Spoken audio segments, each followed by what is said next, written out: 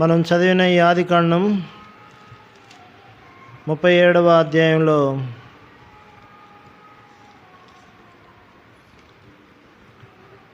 యోసేపు తన తండ్రి అయిన ఇశ్రాయేల్ ద్వారా ఆజ్ఞ తీసుకొని వెళ్తున్నాడు. షెకెములో తమ తండ్రి మందను మేపడానికి వాళ్ళు వెళ్ళారు, సహోదరులు.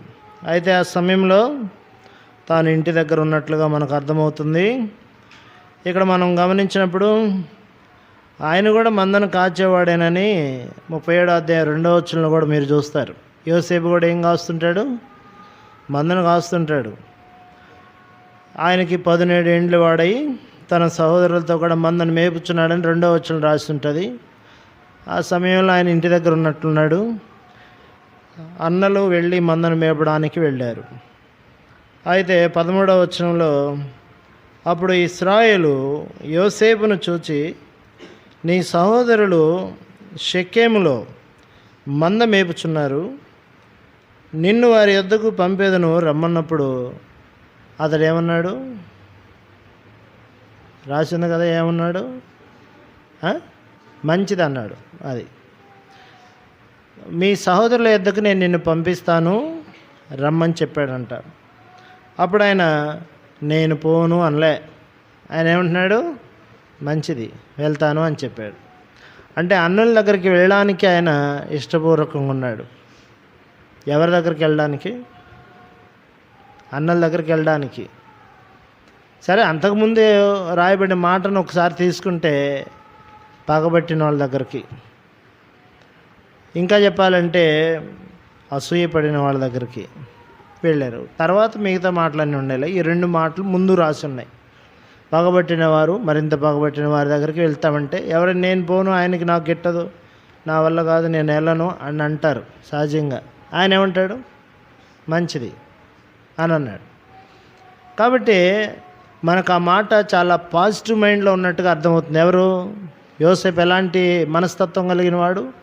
చాలా మంచి హృదయం కలిగిన వ్యక్తిగా ఉన్నాడు. మంచిది, వెళ్ళొస్తాను నాన్నగారు అని చెప్పాడు ఆయన. అయితే 14వ వచనం, అప్పుడు అతడు నీవు వెళ్ళి నువ్వు చేయాల్సిన పనులేంటి? 2 సంగతులు చేయాలి. 2 సంగతులు చేయాలి. ఏంటది? నీ సహోదరుల క్షేమము మరి మంద క్షేమమును తీసుకొని నాకు వర్తమానం తేవాలని చెప్పి ఆయన్ని పంపించడం మీరు చూస్తారు. కాబట్టి ఇక్కడ ఏమనుంది? నువ్వు వెళ్ళి ఏం చేయాలి? నీ సహోదరుల క్షేమం తెలుసుకోవాలి, మంద క్షేమం తీసుకొని వర్తమానం నా దగ్గరికి తీసుకొని రావాలి అని చెప్పి వెళ్ళాడు. అది అయితే ఇప్పుడు ఆ మెసేజ్ మళ్ళీ ఎవరి దగ్గరికి వెళ్ళాలి? తండ్రి దగ్గరికి వెళ్ళాలి. కానీ ఏ వర్తమానం వెళ్ళింది ఆయన దగ్గరికి? ఆయన చచ్చిపోయాడు అనే వర్తమానం వెళ్ళింది. అవునా? ఒక మంచి సమాచారం తీసుకొని రావాలి. మా తండ్రి హృదయాన్ని నేను తెప్పరిల్ల చేయాలి, నా అన్నలు ఎట్టుండాలో వాళ్ళ సంగతి నేను మా తండ్రికి చెప్పాలి, వాళ్ళ యోగక్షేమాలు నేను విచారించాలి. ఇలాంటి తత్వం కలిగిన వాడు ఎవరంటే యోసేపు. కాబట్టి మనం అర్థం చేసుకుందాం, దేవుని యొద్దకు ఎలాంటి మనమని తీసుకుని వద్దాం, తండ్రికి ఎలాంటి సంతోషాన్ని మనం ఇద్దాం, దేవుడిని ఎలా సంతోషపరుద్దాం. ఇప్పుడు ఆయన తండ్రిని సంతోషపరచాలని తను వెళ్ళాలనుకున్నాడు. మిమ్మల్ని కూడా దేవుని పనికి వెళ్ళమంటే, దేవుని పరిచర్య చేయమంటే మీరేం చెప్తారు? ఒకసారి ఆలోచించండి. నా నిమిత్తం ఎవరు పోవుదురు? యెషయా గ్రంథంలో రాయబడిన మాట, నా నిమిత్తం ఎవరు పోవుదురు. చూడండి, అక్కడ మీరు యెషయా గ్రంథంలో ఈ మాట మీరు చూడవచ్చు. చూడమ్మా, 6వ అధ్యాయమేనా? 9వ వచనం, 9వ వచనమేనా?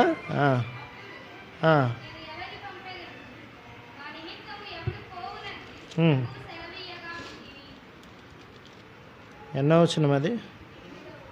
8వ వచనం. అవును, 8వ వచనం. అప్పుడు నేను ఎవరిని పంపేదను, మా నిమిత్తం ఎవడు పోవునని ప్రభువు సెలవీయగా వింటిని. ఇక్కడ ఇంకా కొంచెం ఉన్నతంగా ఈ మాటను మనం చూస్తాం. అక్కడ సెలెక్ట్ చేసి యోసేపుతోటి తండ్రి చెప్తున్నాడు వెళ్ళు అని. ఆయన వెళ్తా అన్నాడు. ఇప్పుడు ప్రభు అంటున్నాడు ఎవరు వెళ్తారు ఈ పనికి అని అంటుంటే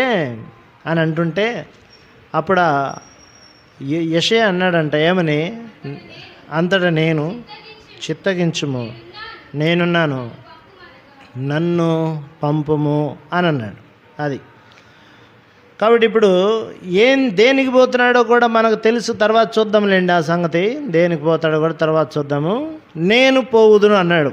అది ఇప్పుడు మనం కూడా దేనికి పోవాలా? చెప్పినప్పుడు దేవుడి పనికి, దేవుని మాట వినాలి, వెళ్ళాలి. ఈ అబ్బాయికి ఎలాంటి మనసు ఉంది? చెప్పింది విని చెయ్యాలనే మనసు ఇతనికి ఉంది. కాబట్టి మనం కూడా అదే దేవుని ప్రేమ కలిగి ఉండాలని హెచ్చరించబడుతున్నాం. దాని గురించి దాటి ముందుకు వస్తాను ఇంకా. అయితే ఇప్పుడు క్షేమము, దాని సమాచారం తీసుకొని ఆ వ్యక్తి వెళ్ళాలి అనేది చూసాం. అయితే ఆయన 15వ వచనంలో అతడు పొలములో ఇటు అటు వెతుకుచున్నాడు. ఎవరిని వెతుకుతున్నాడు? సహోదరులను వెతుకుతున్నాడు, మందను వెతుకుతున్నాడు. అది సంగతి. సహోదరులను వెతుకుతున్నాడు, మంద ఎక్కడుందా అని వెతుకుతున్నాడు. అయితే అక్కడున్న ఒక వ్యక్తిని అడిగితే వారు దోతాను వెళ్తామని చెప్పారు అని అంటే వెళ్ళాడు. దోతాన్లో వాళ్ళని కనుగొన్నాడు. అయిపోయింది. ఇక్కడ నేనేమంటున్నానంటే వెతుకుచున్నాడు అనే మాట తీసుకున్నాను. ఏం మాట అది? వెతుకుచున్నాడు అనే మాట తీసుకున్నాను. ఎవరిని వెతుకుతున్నాడు అనేది నేను మీకు ఇందాకే జ్ఞాపకం చేస్తూ వచ్చాను. కాబట్టి మనం కూడా వెతకాలి, సహోదరులను వెతకాలి అనే పదాన్ని తీసుకోండి. గలతీ పత్రిక 6వ అధ్యాయం మొదటి 2 వచనాలు మనం కూడా ఒకసారి చూద్దాం. గలతీ పత్రిక. ఒకడు ఏ తప్పిదములోనైనను చిక్కుకొని ఎడల ఆత్మ సంబంధులైన మీరు ప్రతివాడు, ఆత్మ సంబంధులైన మీలో ప్రతివాడు తానును శోధించబడుదునేమో అని తన విషయమై చూసుకొనుచు సాత్వికమైన మనసుతో అట్లాంటి వాడిని మంచి దారికి ఏం చేయాలి? తీసుకొని రావాలి. ఒకడేదైనా పొరపాటు చేసి సహోదరులను దక్కించుకోవాలి, సహోదరులను కాపాడుకోవాలి. ఈ పదాలు చూడండి. సహోదరులను పోగొట్టుకోకూడదు. ఈ పదాలు చూడాలి. ఆయన ఎవరిని వెతుకుతున్నాడో ఆత్మీయంగా మనం చూస్తే మనం కూడా దేవుని యొక్క సంఘంలో దేవుని యొక్క బిడ్డలను వెతికేవారిగా, వారి క్షేమాన్ని వెతికేవారిగా, వారికి పోషణ వెతికేవారిగా మనం ఉండాలి. ఇది మనం గుర్తుపెట్టుకోవాలి. యాకోబు పత్రికలో ఆఖరి అధ్యాయం 5వ అధ్యాయంలో 19-20 వచనాలు మీరు చూస్తే చూడండి. నా సహోదరులారా, మీలో ఎవడైనను సత్యము నుండి తొలగిపోయినప్పుడు మరి ఒకడు అతనిని సత్యమునకు మళ్ళించిన ఎడల పాపిని వాని తప్పు మార్గము నుండి మళ్ళించేవాడు మరణము నుండి ఒక ఆత్మను రక్షించి అనేక పాపములను కప్పివేయునని తాను తెలుసుకోవాలి. ఎవరిని వెతకాలి? పొరపాట్లో ఉన్నాడా? తప్పిదంలో ఉన్నాడా? ఏ విధంగా ఉన్నాడు? మంద కొరకై వెతకాలి, ఆత్మల కొరకు ఆరాటపడాలి, అనేకుల రక్షణ కొరకు మనం ఆరాటపడాలి. కాబట్టి తెలియక పొరపాటున అజ్ఞానంతో తెలియనటువంటి వ్యక్తులు చేసినటువంటి పొరపాటును మన్నించి వారిని సమకూర్చుకోవడానికి ఏం చేయాలంట? ప్రయత్నం చేయాలి. కాబట్టి ఇక్కడ అదే మాట చూస్తాం. ఎవడైనా సత్యము నుండి తొలగిపోతే మరి ఒకడు అతనిని సత్యమునకు ఏం చేయాలి? మళ్ళించాలి. తప్పు మార్గం నుంచి మళ్ళించేవాడు మరణం నుండి ఒక ఆత్మను ఏం చేస్తున్నాడు? రక్షిస్తాడు. కాబట్టి ఆ గలతీ 6వ అధ్యాయం మనం మొదటి 2 వచనాలు చూసినప్పుడు తానును శోధించబడునేమో. వాడు తప్పిపోతే నాకేంటి, ఆడిపోతే నాకేంటి, వాడు ఏమైపోతే నాకేంటి అని మనం అనుకుంటే మనకు కూడా ఏమొచ్చిద్దంట? వాని వల్ల మనకు కూడా ఏం రావచ్చు? శోధన రావచ్చు. వాని అపాయం మనకు కూడా అపాయం అవ్వచ్చు. కాబట్టి నువ్వు వాడిని కాపాడడానికి నువ్వు శాయశక్తులు ఏం చేయాలి? ప్రయత్నం చేయాలనే మాట అక్కడ మనం చూస్తాం. మనం చెడగొట్టకూడదు. మనం చెడిపోయిన వాడిని ఏం చేయాలి? బాగు చేయడానికి ప్రయత్నం చేయాలి. మనం చెడగొట్టకూడదు. అయితే ఇక్కడ మనం వాక్యంలో చూసినప్పుడు తండ్రి అయిన దేవుడు కూడా ప్రభువైన యేసుక్రీస్తు వారు ఈ లోకానికి వచ్చినప్పుడు తప్పిపోయిన గొర్రెను ఏం చేశాడు ఆయన? వెతికాడు. తప్పిపోయిన గొర్రెను ఆయన వెతికినట్లుగా చూస్తాం. లోకాసు వార్త 15వ అధ్యాయం యేసుప్రభు వారు ఒక చిన్న ఉపమానాన్ని చెప్పడం మీరు చూస్తారు ఇక్కడ 3-4 వచనాల్లో. అందుకైన వారితో ఈ ఉపమానం చెప్పాను, మీలో ఏ మనుష్యునికైనా 100 గొర్రెలు కలిగి ఉండగా ఒక గొర్రె తప్పిపోతే ఆ 99ని విడిచిపెట్టి ఆ ఒక్కదాన్ని వెతకడానికి వెళ్ళడా? అది దొరికినప్పుడు సంతోషంతో ఆయన తిరిగి వస్తాడు కదా, అవునండి. కింద మీరు 11వ వచనం నుండి చూస్తే కుమారులు 2 గురించి చెప్తూ, ఒకడు తప్పిపోతే ఆయన కోసం తండ్రి యొక్క ఆరాటాన్ని గురించి అక్కడ ఏం చేయబడింది? చెప్పబడిందా? తండ్రి వెతుకుతున్నాడా లేదా? దూరమున ఉన్నప్పుడే వాడిని ఏం చేశాడంట? గుర్తించాడు. నేను ఇక్కడ ఏం జ్ఞాపకం చేస్తానంటే, తప్పిపోయిన గొర్రె దొరికింది, తప్పిపోయిన కుమారుడు దొరికాడు అనే ఈ 2 సంగతులు తీసుకోవాలి. మధ్యలో తప్పిపోయిన నాణ్యం గురించి కాదు, అది వేరే భావంతో ఉంటుంది. పైనేమో తప్పిపోయిన గొర్రె, కిందన్న తప్పిపోయిన కుమారుడు. ఈ 2 ఒకే భాగాన్ని మనం జ్ఞాపకం చేయొచ్చు. గొర్రెలైన మీరు మనుషులని ఎహెజ్కేలు గ్రంథంలో చెప్పబడుతుంది కదా. కాబట్టి ఇప్పుడు తప్పిపోయినటువంటి వారిని వెతికి మనం మందలో కలపాల్సిన అవసరం ఉంది అనేది చూస్తాం. ఏమండి, ప్రభు బల దగ్గరకు వచ్చేటప్పుడు దేవుని వాక్యం ఏం చెప్తుంది? కొరింథీయులకు రాసిన మొదటి పత్రిక 11వ అధ్యాయంలో కూడా ఈ అర్థాన్ని వెలిబుచ్చుతున్నాడు దేవుడు. 11వ అధ్యాయం కొరింథీయులకు రాసిన మొదటి పత్రిక, ఇక్కడ చూడండి 17వ వచనం, మీకు ఈ ఆజ్ఞని ఇచ్చుచు మిమ్మును మెచ్చుకొనను, మీరు కూడి వచ్చుట ఎక్కువ కీడుకే కానీ ఎక్కువ మేలుకే కాదు. ఎందుకు? మొదటి సంగతి ఏంటి? మీరు సంఘమందు కూడుకున్నప్పుడు మీలో కక్షలు కనవని వినుచున్నాను, కొంత మట్టుకు ఇది నిజమని నమ్ముచున్నాను. 19వ వచనం, మీలో యోగ్యులైన వారెవరో కనబడినట్లు మీలో భిన్నాభిప్రాయాలు ఉండక తప్పదు. యోగ్యుడు అయోగ్యుడు ఎవరో ఇట్లాంటప్పుడే బయటకు వస్తుంది అని చెప్తూ 20వ వచనంలో ఏమంటాడు? మీరందరూ కూడి వచ్చుచుండగా మీరు ప్రభు రాత్రి భోజనం చేయుట సాధ్యమో కాదు. ఈ విధంగా 21వ వచనం, ఏలైనగా మీరు ఆ భోజనం చేయనప్పుడు ఒకని కంటే ఒకడు ముందుగా తన మట్టుకు తానే భోజనం చేయుచున్నాడు.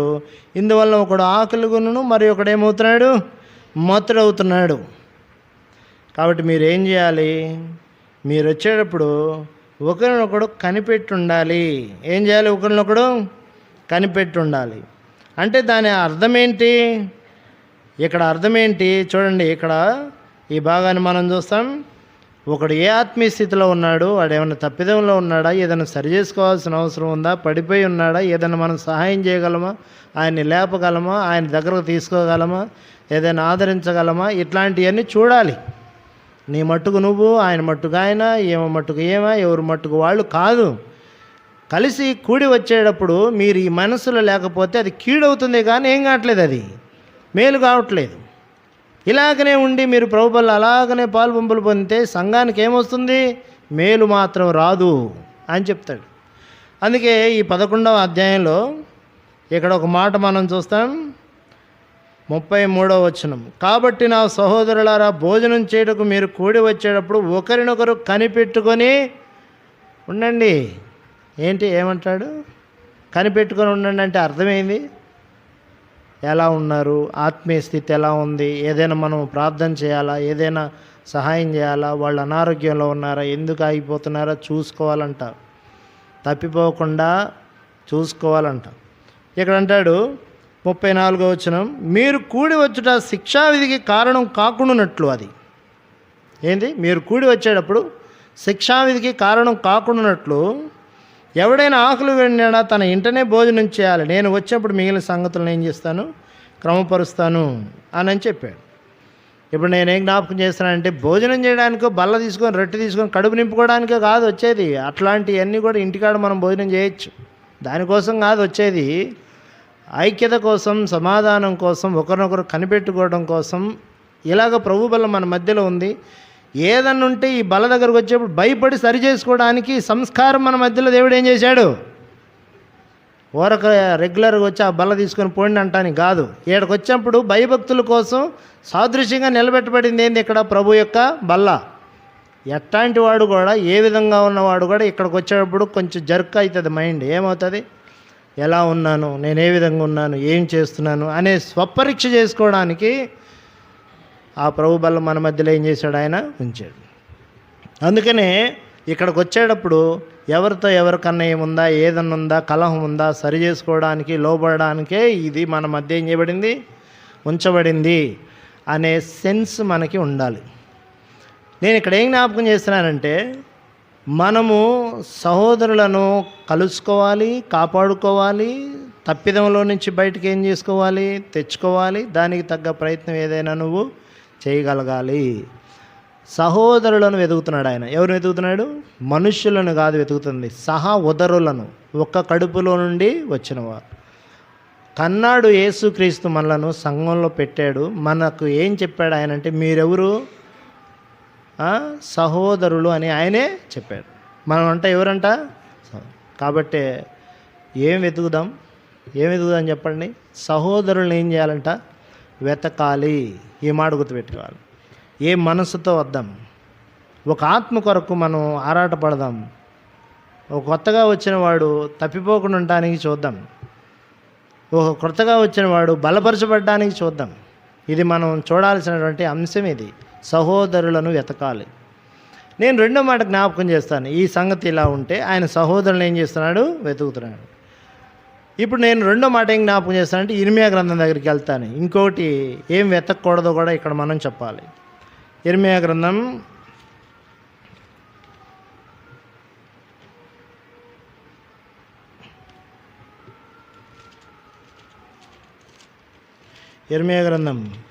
45వ అధ్యాయం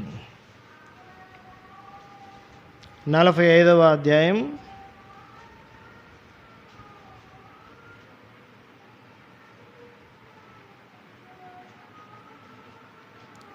5వ వచనం.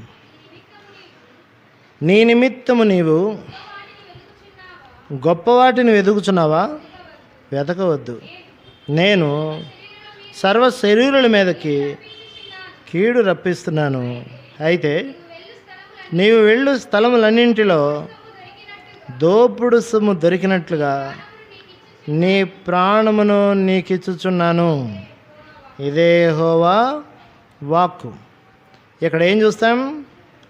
బారూకు ఇశ్రాయేలు దేవుడని యెహోవా నిన్ను గూర్చి ఇలాగూ సెలవిస్తున్నాడు అని చెప్తూ పై వచనంలో దేవుడు సెలవిచ్చేది ఏంది అంటే, ఇక్కడ కింద అంటాడు, నీ నిమిత్తం నీవు గొప్ప వాటిని వెతుకుచున్నావా? వెతకొద్దు. ఏం వెతుకుతున్నావు? సంఘంలో నువ్వు సహోదరులను వెతుకుతున్నావా? నీ గొప్పతనాలు వెతుకుతావా? నీ నిమిత్తం నీవు గొప్పవాటిని ఏం చేయకు, వెతకవద్దు అని చెప్తాడు. నేను ఇందాక చదివిన ఒక భాగం యెషయా గ్రంథంలో 6వ అధ్యాయంలో ఆయన పనికి పంపించడానికి యెషయాని పిలిచినప్పుడు ఎలాంటి పని ఆయనకు అప్పగించాడంటారు? ఎలాంటి పని ఆయనకు చెప్పాడు ఆయన? నీవు పోయి నీ జనులతో ఇట్లనము. మీరు నిత్యము వింటానే ఉంటారు కానీ ఏం చేయరు, మీరు గ్రహింపరు. మీరు నిత్యం చూస్తూనే ఉన్నారు కానీ తెలుసుకొనకుందరు. వారు కన్నులతో చూచి చెవులతో విని హృదయంతో గ్రహించి మనస్సు మార్చుకొని స్వస్థత పొందకపోవునట్లు ఈ జనుల హృదయం కొవ్వు చేసి వారి చెవులు మందపరిచి వారి కన్నులు మూయించమని చెప్పాను. ఏంటి గొప్పయేనా ఇవన్నీ? ఏది గొప్పదేనా ఇదంతా? సహజంగా ఏది గొప్పది, ఏది పేరు వస్తుంది అంటే, కన్నులు తెరిచాడురా, గుడ్డోడిని బాగు చేశాడు ఈ సేవకుడు అంటే ఆయనకి పేరు వస్తుంది, పేపర్లో పడుతుంది, వీడియోల్లో చెప్తారు, మీడియాలో వస్తుంది. ఈయన కన్నులు ముయ్యాలంట, ఉన్నోడి కన్నులు ముయ్యాలి. అది చెవులు ఏం చేయాలి? చెవులు కూడా ఏం చేయాలి? మూయాలి, మందపరచాలి. కన్నులు మూయించాలి, హృదయాన్ని కొవ్వు చేయాలి. ఇదండి పరిచర్య. ఇదేమైనా గొప్పతనంగా ఉంటుందా? చెప్పాలి. ఇదేమైనా గొప్పతనం ఉంటుందా? ఏముండదు. ఏంది ప్రభా ఇట్లాంటి దానికి నన్ను పంపించేది? దేవుడు చెప్పాడు, నేను చేస్తున్నాను అంతే. అది నాకు మహిమ కోసం కాదు, నా తండ్రి చెప్పాడు, ఆయన కోసం చేస్తున్నాను నేను. కాబట్టి గుర్తుపెట్టుకోవాలి, లాజరు అనే వ్యక్తిని భూమి మీద ఉంచి నువ్వు ఆ ధనవంతుడి రొట్టె ముక్కలు తింటుండు. ఏం తింటుండు? రొట్టె ముక్కలు తింటుండు. వాని ఇంటి వాకిట పడి ఉండు. నీ ఒళ్ళంతా రోగాలే, నీకు ఇల్లు కూడా లేదు, చస్తే పాతి పెట్టే మనిషి లేడు, కురుపులు కుక్కలు వచ్చి నాకుతుంటాయి, గోక్కోడానికి గోళ్ళు కూడా లేవు. ఇలాగ నా కోసం బతకాలి. దానికి యాక్సెప్ట్ చేశాడా లేదా లాజరు? ఏం వెతికాడు భూమి మీద ఆయన? యేసు క్రీస్తుని నమ్మండి అంటానికి చూపించడానికి ఆయన దగ్గర ఒక్కటి కూడా లేదు. ఉందా? ఇట్ట బతుకంటే అట్నే బతుకుతా అన్నాడు ఆయన. ప్రభా నేను కొంతకాలం అయిన తర్వాత రోగం బాగు చేసి చూపించి నేను నిలబడి ఒక చోట సంఘాల్లో 1,00,000 మందిలో నేను సాక్ష్యం చెప్తాను అన్నాడా?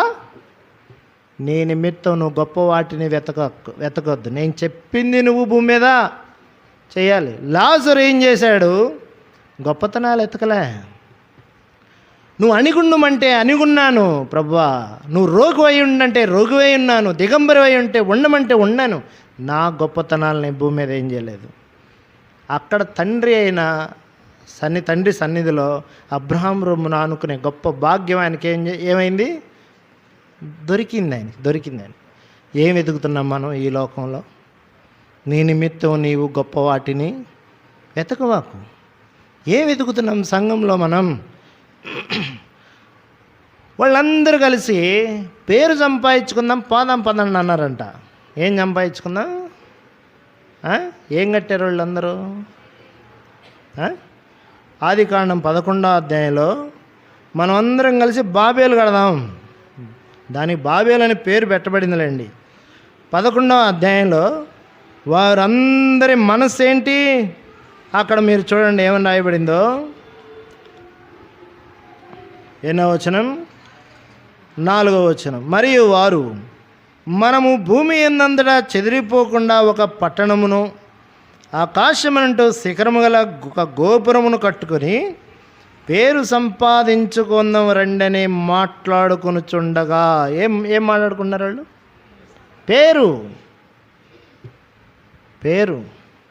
పేరు సంపాదించుకుందాం రండి అని మాట్లాడుకొనుచుండగా యెహోవా నరులు కుమారులు కట్టిన పట్టణమును గోపురమును చూడ దిగివచ్చెను. అప్పుడు యెహోవా, ఇదిగో జనం ఒక్కటే, వారందరికీ భాష ఒక్కటే, వారు ఈ పని ఆరంభించి ఉన్నారు. ఇక మీదట వారు చేయదలిచి ఏ పనైనా చేయకుండా వారికి ఆటంకం ఏమీ ఉండదు గనక మనం దిగిపోయి వారిలో ఒకని మాట ఒకని తెలియకుండా అక్కడ వారి భాషను తారుమారు చేయదము రండని అనుకునేను. అలాగూ యెహోవా అక్కడి నుండి భూమి ఎందందట వారిని చెదరగొట్టిన గనక వారు ఆ పట్టణమును కట్టుట మానిరి, దానికి బాబేలు అను పేరు పెట్టిరి. ఏం పేరు అది? వారు బాబేలును కట్టడానికి ఐక్యతను వెలిబుచ్చారు, తారుమారయ్యారు. ఏమయ్యారు చెప్పండి? బాబేలు అంటే ఏంది అర్థం? చెదరగొట్టాడంట దేవుడు. బైబిల్లో కొన్ని మాట ఉండే, వాళ్ళ ఆలోచన చెదరగొట్టుము. అహీతోపేలు యొక్క ఆలోచన ఏం చేయాలి? నువ్వు చెదరగొట్టు, అది జరగకుండా చెయ్యయ్యా. దావీదు ప్రార్థన చేశాడా? వీళ్ళ ఆలోచన చెడగొట్టాడు దేవుడు ఇక్కడ. దానిని దేవుడు అంగీకరించలేదు. దేవుడు అంగీకరిస్తాడా నీ పేరు కోసం చేస్తే? అందుకే అంటాడు, ఏం వెతుకుతున్నావు? నీ నిమిత్తం నీవు గొప్ప వాటిని ఏం చేయకు, వెతకవద్దు. దేవుని మహిమని ఏం చేయాలంట? వెతకాలి. నేను ఇప్పుడు అన్నమాట లాజరు విషయంలోనే మీరు ఆలోచించండి. ఏం హోప్స్ పెట్టుకొని ఉంటాడు భూమి మీద ఆయన? హోప్స్ ఏంటి? హోప్స్ ఒక్క హోప్ ఏంటంటే, నాకు ఏం లేకపోయినా నా ప్రభువు ఉంటే నాకు అదే చాలు, నాకు ఇవేవి కూడా అవసరం లేదు. థర్డ్ వర్డ్, మూడోది ఏం వెతకాలి? 27వ అధ్యాయం కీర్తన గ్రంథంలో సన్నిధి వెతకాలి. 27వ అధ్యాయం కీర్తన గ్రంథం కీర్తన గ్రంథం 27వ అధ్యాయం 8వ వచనం. నా సన్నిధిని వెతుకుడని నీవు సెలవీయగా, యెహోవా నీ సన్నిధి నేను వెతికెదనని నా హృదయం నీతో అనెను. ఏమంటున్నాడు ఆయన? నా సన్నిధిని వెతకండి అంటే ఏం చెప్తున్నాడంట దావీదు? అయ్యా నీ సన్నిధిని నేను వెతుకుతాను. ఏం చెప్తున్నాడు ఆయన? మూడో మాట ఏం వెతుకుతున్నారు వీళ్ళు? సన్నిధి. మొదటిదిగా మనం ఏం చూస్తాం?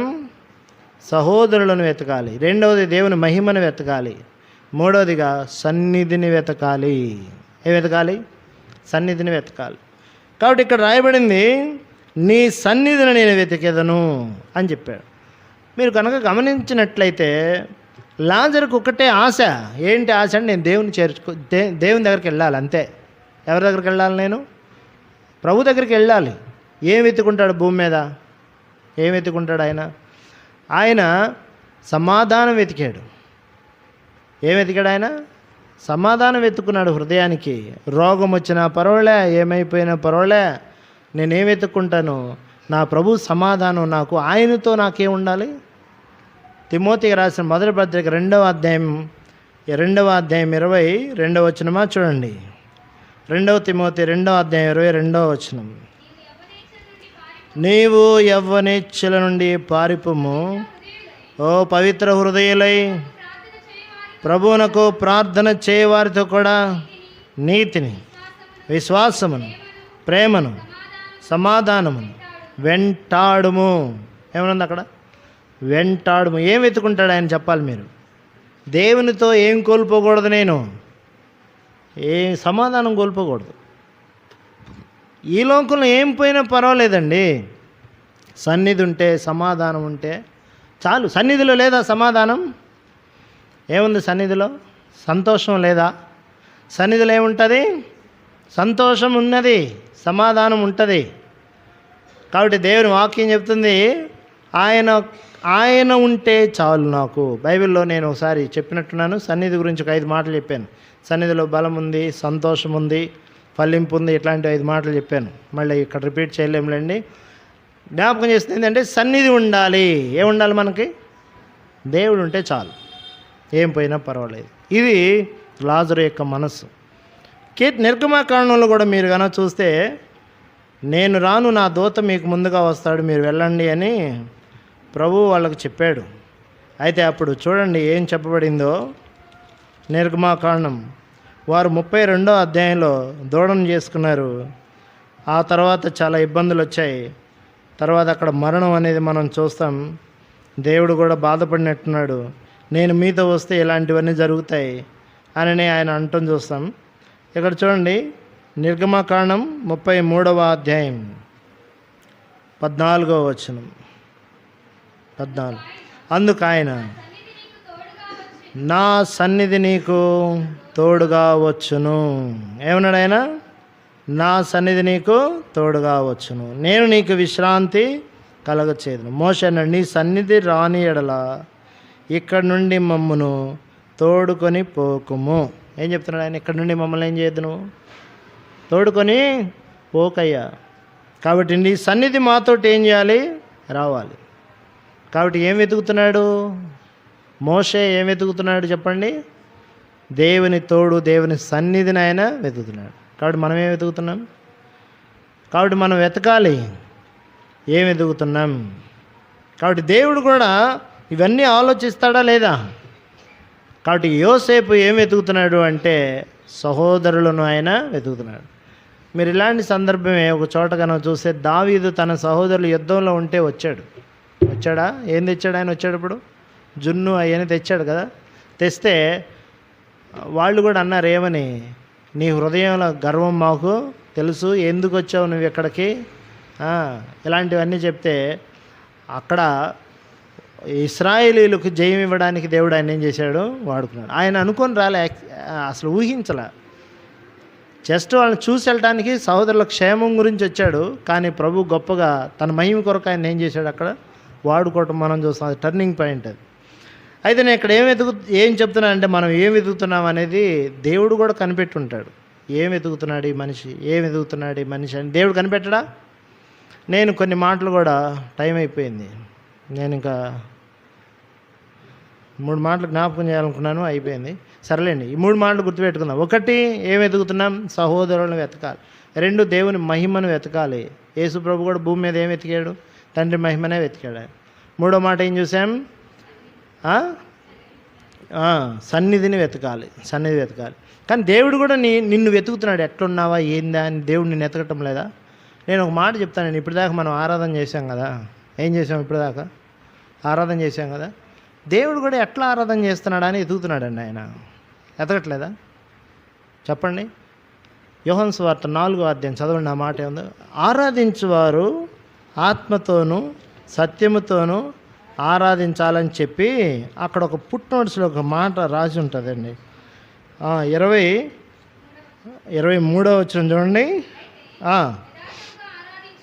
యథార్థముగా ఆరాధించేవారు ఆత్మతోనూ సత్యముతోనూ తండ్రిని ఆరాధించే కాలం వస్తుంది, అది ఇప్పుడు నువ్వు వచ్చే ఉన్నది.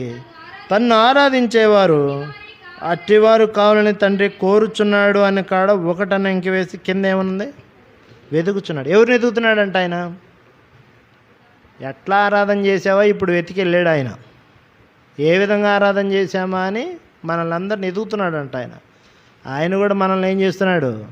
నువ్వేం వెతుకుతున్నావో, ఏం చూస్తున్నావో ఆయన కూడా వెతుకుతానే తిరుగుతున్నాడు ఇక్కడ. ఆయన చూస్తున్నాడు.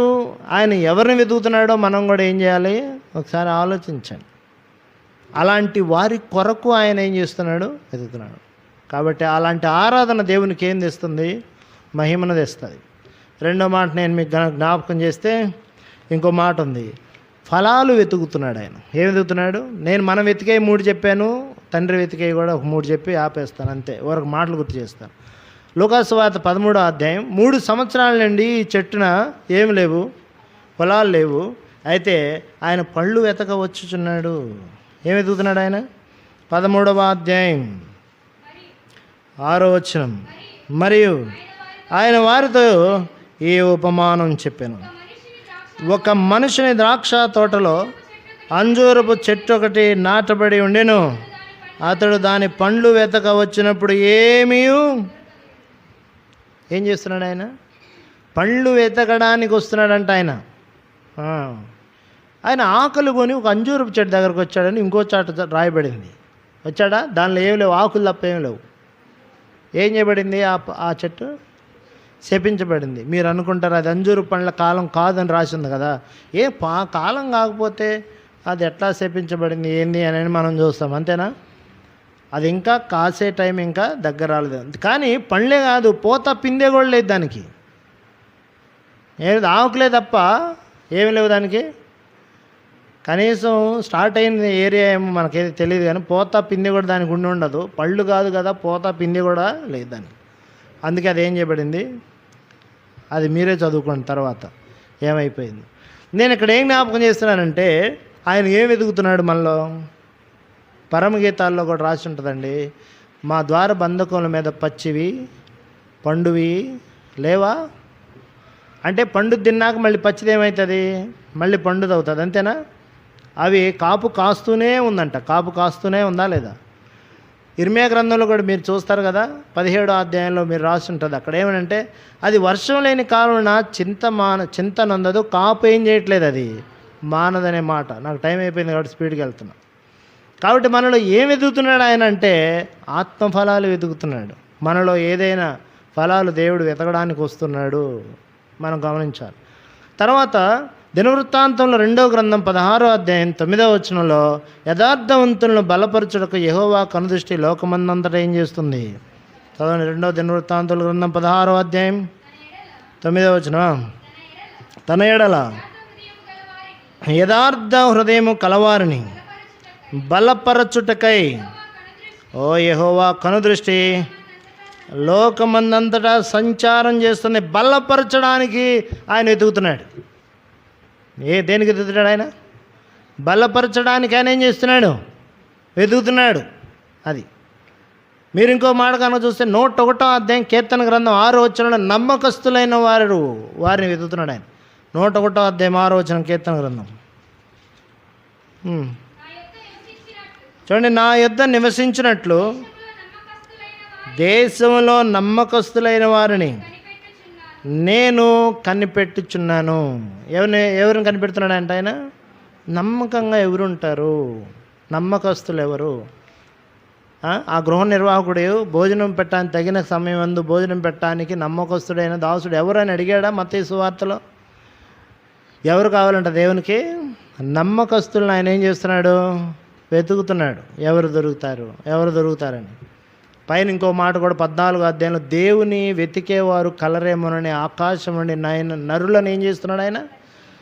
దేవుని వెతికే వారికి ప్రత్యక్షతను ఇవ్వాలని ఆయన వెతుకుతున్నాడు. ఇంకా నేను లోనికి వెళ్ళలేదు.